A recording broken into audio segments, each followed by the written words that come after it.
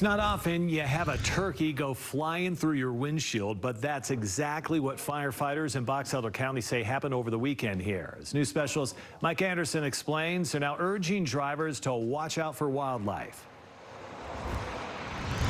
Yeah, Mike, you know, wildlife activity really goes up in the spring and fall, and that is an area where you see a lot of collisions, but conservation officers say that sometimes to avoid colliding with wildlife, you have to watch far ahead and off the road.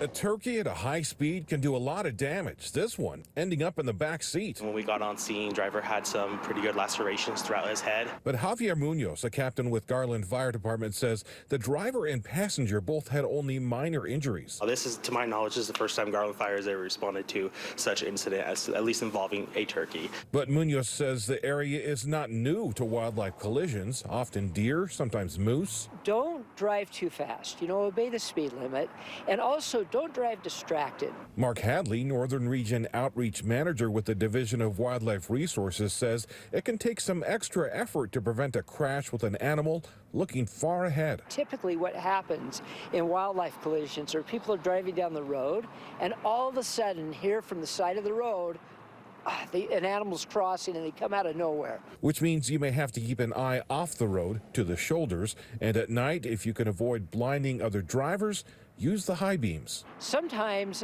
your light will reflect off the eye of the animal and you'll actually see that little reflection before you ever even notice the silhouette of an animal. And while the speed limit is 80 miles per hour up this way, it may make more sense to slow down.